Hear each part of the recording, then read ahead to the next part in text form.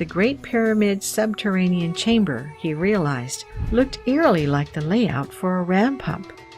He took his research further, noting from photographs that the subterranean chamber showed obvious signs of water damage, particularly on the ceiling, where signs of cavitation, which is caused by gas bubbles in water due to violent churning, were evident, as well as clear damage from compression waves striking it. In other words, it was not just that the subterranean chamber could work as a water pump, but, according to Cadman's trained eyes, it appeared it had worked as such. At this point, Cadman knew what he had to do. He must draw upon his years of experience with hydraulics and create his own scale model of the pyramid and its subterranean chamber to see if it would really work as a water pump.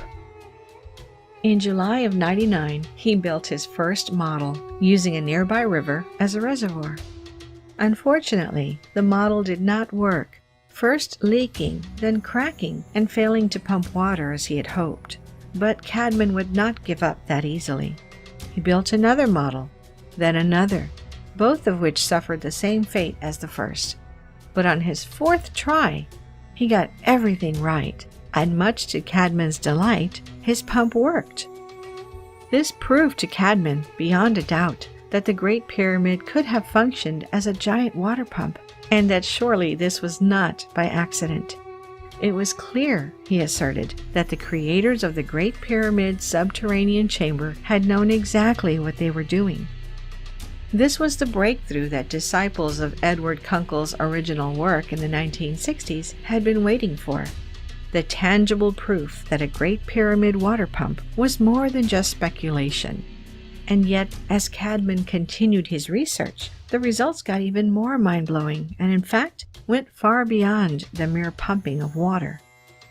Having proved that the Great Pyramid's subterranean chamber could function as a water pump, Cadman built a new, bigger model and encased it in concrete in order to simulate the effects of the pump operating underground.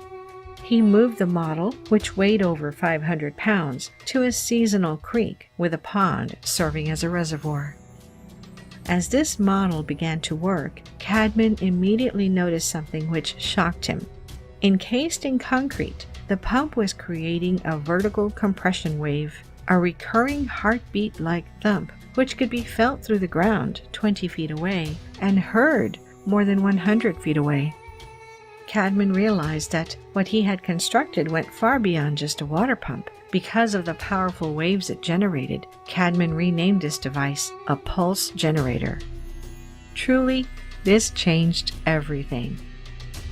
If the Great Pyramid's subterranean chamber was generating pulse waves, these waves would have moved through the granite upper chambers and passageways of the pyramid and, due to granite's reflective properties, created ionization in the atmosphere, in effect producing an electric field.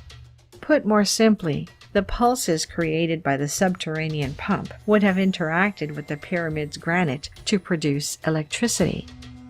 It appeared that Cadman had not only proven that the Great Pyramid could function as a water pump to move water around Egypt for irrigation, but one which could actually create electricity in ancient times. Could this really be possible? Of course, those who have watched this channel before will know that the idea of the Great Pyramid as an electrical generator did not start with John Cadman. In fact, as early as the turn of the 20th century, it appeared prominently in the work of famed inventor Nikola Tesla. If you are not familiar with the greatness of Tesla, you're going to want to watch our complete video on Tesla's secret inventions that were lost or censored. But while many of you will already be aware of the work of Tesla, you may not be aware of his obsession with ancient Egypt, and specifically the pyramids, which he studied in detail, wrote about, and incorporated into his work. Consider, in 1905, Tesla filed a patent titled Art of Transmitting Electrical Energy Through a Natural Medium, which contained the design for something called Tesla's electromagnetic pyramid. Supplementing his genius with what he had learned about ancient Egypt, his idea was to use a huge pyramid-like structure to project energy skyward, where it could then be harnessed by individual receptors around the world. Interestingly, Tesla actually built a model of his electromagnetic pyramid known as Wardenclyffe Tower, a 187-foot tall structure topped with a 55-ton dome of conductive metal. Unfortunately, before he could conclusively prove that his model could create energy, Tesla lost his funding and the project was abandoned. And yet, even though Tesla's work on electromagnetic pyramids disappeared, the idea did not. Thanks to Tesla, many began to look at the Great Pyramid with fresh eyes, and specifically its original makeup, covered in white tufa limestone blocks, which are known for unparalleled insulating properties. Its tunnels and chambers beneath lined with granite, a well-known electrical conductor.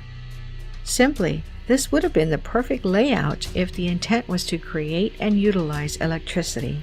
Little granite channels of electrical conductivity surrounded by insulation, not unlike copper wires encased in rubber in modern electronic devices. Moreover, it is known that the Great Pyramid was originally topped by a capstone of gold, one of the most electrically conductive materials on Earth, similar to how Tesla's Wardenclyffe Tower was topped with a 55-ton metal ball.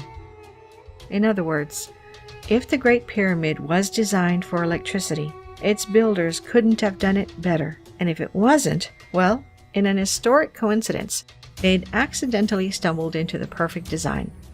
Okay, hear me out. The center of Earth is superionic. The center is under great intense pressure, in which substance at center becomes a superfluid, which has interesting properties. Also, the Earth has a heartbeat. What is Earth's inner core made of? Like rain on your wedding day or a free ride when you've already paid, it's superionic. Here's what you need to know. Earth's inner core is neither solid nor liquid, according to a new study in the Nature Science journal cited by Science Alert. It's in what is known as a superionic state. Scientists from the Chinese Academy of Sciences used computer simulations of how seismic waves would travel through different combinations of elements to calculate that hydrogen, oxygen, and carbon and hexagonal close-packed iron become superionic under the intense pressure and high temperatures of the inner core, meaning that while iron atoms remain solid in a crystalline lattice structure, the lighter carbon, hydrogen, and oxygen molecules diffuse through it, creating a liquid-like element. According to Science Alert, the superionic state could also be found at the heart of other planets in the form of superionic ice. Here, high temperatures and pressures break apart water molecules, leaving the oxygen ions to form a solid, while the hydrogen ions float around more like a liquid. And it's speculated that movement of the hydrogen flowing through the oxygen lattice could impact the surrounding electromagnetic field and perhaps help form a planet's protective magnetosphere. The latest study of Earth's core follows quickly on from a separate study last month that found Earth might be losing its heat faster than previously estimated, because Earth's core is better at radiating the core's heat outward than previously thought. The Science Direct study simulated conditions in the Earth's core by creating a mineral called bridgemanite, which only exists in the inner parts of the planet, and found that the mineral's thermal conductivity was 1.5 times higher than previously estimated.